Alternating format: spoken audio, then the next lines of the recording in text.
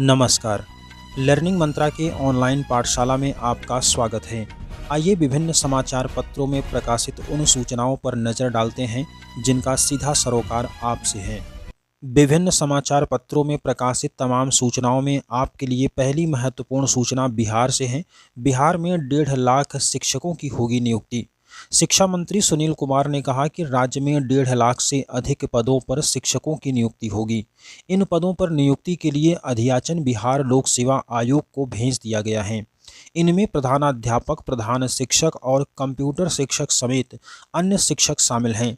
बुधवार को उन्होंने प्रदेश जदयू कार्यालय में आयोजित जन सुनवाई कार्यक्रम के बाद पत्रकारों को यह जानकारी दी। शिक्षा मंत्री ने कहा कि सभी विधायकों और विधान पार्षदों से 10-10 ऐसे सरकारी विद्यालयों की सूची मांगी गई है जिनके जीर्णोद्धार की ज़रूरत है। ऐसे विद्यालयों के भवनों का सरकार जीर्णोद्धार कराएगी। कुछ जिलों में यह काम शुरू भी हो गया है। मदरसों में पाठ्यक्रम से जुड़े विवाद पर उन्होंने कहा कि यह मामला संज्ञान में आने के बाद संबंधित अधिकारियों को छानबीन के निर्देश दिए गए हैं। जो भी तथ्य सामने आएंगे उसके आधार पर सुधार के उपाय किए जाएंगे। अगली महत्वपूर्ण सूचना है जनगणना 2021 को लेकर। केंद्र सरकार सितंबर में 3 साल की देरी से जनगणना का काम शुरू करा सकती है। आंकड़े जुटाने में लगभग 18 महीने लगेंगे। देश में 10 वर्ष में एक बार होने वाली जनगणना 2021 में पूरी होनी थी, लेकिन कोविड-19 महामारी के कारण इसमें देरी हुई। प्रधानमंत्री नरेंद्र मोदी के नेतृत्व वाली एनडीए सरकार को जनगणना में देरी को लेकर आलोचना का सामना करना पड़ रहा है। अर्थशास्त्रियों के साथ विपक्ष भी सरकार पर इसे लेकर हमला बोलता रहा है। अगली सूचना यूपी SSSC से है। माध्यमिक और बेसिक शिक्षा विभाग के प्रदेश के कार्यालयों, संस्थानों आदि में बाबुओं के 990 पदों पर भर्ती होगी। शिक्षा निदेशालय के अपर शिक्षा निदेशक कार्यालय की ओर से उत्तर प्रदेश अधीनस्थ सेवा चयन आयोग को अधियाचन भेजा जा चुका है।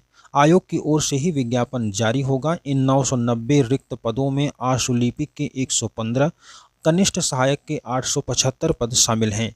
वैसे तो आशुलिपिक के 163 और कनिष्ठ सहायक के 3197 पद सृजित हैं। इनमें से क्रमशः 22 और 1682 पद ही भरे हुए हैं। अगली सूचना बिहार से है। बिहार के विभिन्न विभागों में 1589 पदों पर भर्ती की शुरुआत होने जा रही है। सूबे के विभिन्न विभागों, कॉलेज और अस्पतालों में 1589 पदों पर नियुक्ति होगी। मुख्यमंत्री नीतीश कुमार की अध्यक्षता में कैबिनेट की बैठक में इस प्रस्ताव को हरी झंडी दी गई। कैबिनेट के अपर मुख्य सचिव डॉक्टर एस सिद्धार्थ ने बताया कि कैबिनेट ने बुधवार को इन नए पदों के सृजन की मंजूरी दी है।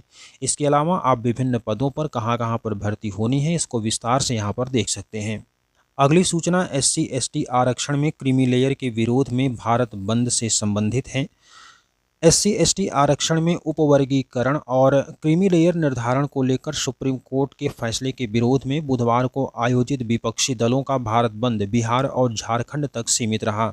आदिवासी इलाकों में भी जनजीवन प्रभावित हुआ, लेकिन उत्तर प्रदेश, मध्य प्रदेश, राजस्थान और ओडिशा समेत ज़्यादातर राज्यों में कोई खास असर नहीं दिखा। पंजाब में बाजार खुले तो हरियाणा, उत्तराखंड, दिल्ली, NCR में सब कुछ सामान्य रहा। इंडी गठबंधन के साथ साथ अन्य गैर भाजपा संगठनों ने भारत बंद का समर्थन किया। झारखंड में सत्तारूढ़ दलों और वामपंथी दलों के समर्थन के कारण बंद का असर दिखा। सार्वजनिक बसें सड़कों से नदारद रहीं और स्कूल बंद रहे। ओडिशा में रेल और सड़क यातायात आंशिक रूप से प्रभावित रहा, लेकिन सरकारी कार्यालय, बैंक, व्यावसायिक प्रतिष्ठान और शैक्षणिक संस्थान सामान्य रूप से कार्य करते रहे। उत्तर प्रदेश में बाजार खुले रहे। कुछ जगहों पर जाम लगाने का प्रयास हुआ तो छिटपुट झड़पें भी हुईं। बंद का समर्थन करने वाली सपा, बसपा और आज़ाद समाज पार्टी की प्रदर्शन में भागीदारी सांकेतिक ही दिखी। अगली सूचना में बात करेंगे नए आपराधिक कानूनों के हिंदी नाम संविधान का उल्लंघन नहीं है। 1 जुलाई से देश में लागू हुए 3 नए आपराधिक कानूनों, भारतीय नागरिक सुरक्षा संहिता, भारतीय न्याय संहिता और भारतीय साक्ष्य अधिनियम के हिंदी नामों को लेकर हो रहे विरोध का पटाक्षेप हो गया लगता है। केरल हाईकोर्ट ने नए आपराधिक कानूनों के हिंदी नामों पर अपनी मुहर लगा दी है। हाईकोर्ट ने कहा कि कानूनों के हिंदी शीर्षक संविधान का उल्लंघन नहीं है।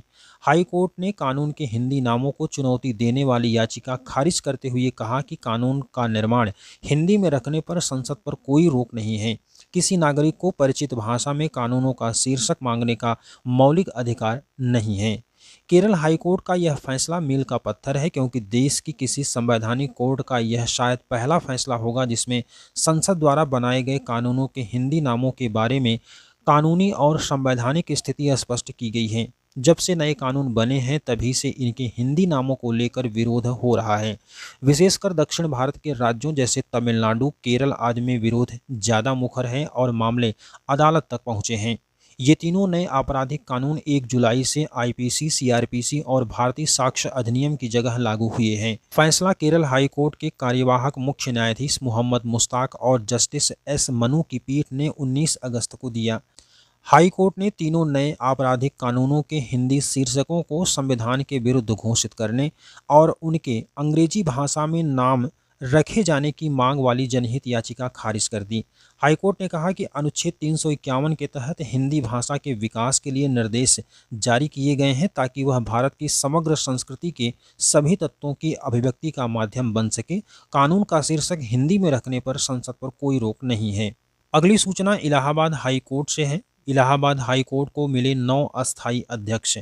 केंद्र सरकार ने बुधवार को 2 हाई कोर्ट में 11 अतिरिक्त न्यायाधीशों को अस्थायी न्यायाधीश नियुक्त करने की मंजूरी दे दी है। केंद्रीय कानून मंत्रालय के अनुसार इलाहाबाद हाई कोर्ट में 9, आंध्र प्रदेश हाई कोर्ट के 2 अतिरिक्त न्यायाधीशों को अस्थायी न्यायाधीश बनाया गया है। अतिरिक्त न्यायाधीशों को आमतौर पर 2 साल की अवधि के लिए नियुक्त किया जाता है। और इसी के साथ विभिन्न समाचार पत्रों में प्रकाशित खबरों का सिलसिला समाप्त हुआ, जिनका सीधा सरोकार आपसे है। वीडियो अगर अच्छा लगा हो तो लाइक कीजिएगा और चैनल पर पहली बार जुड़े हैं तो सब्सक्राइब जरूर कीजिएगा ताकि भर्ती और रोजगार से संबंधित सभी सूचनाएं आपको समय पर मिलती रहें। जय हिंद।